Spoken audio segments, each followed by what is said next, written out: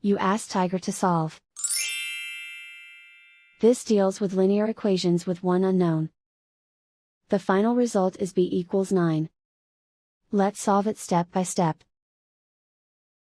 Group all b terms on the left side of the equation. Subtract 2b from both sides. Group like terms. Simplify the arithmetic. Group like terms.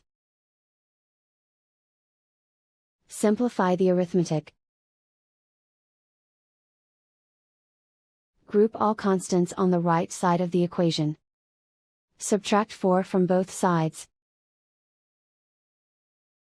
Simplify the arithmetic.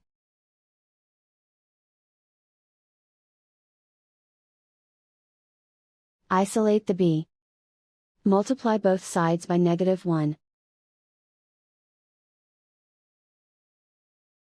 Remove the ones. Simplify the arithmetic. And so the final result is b equals 9.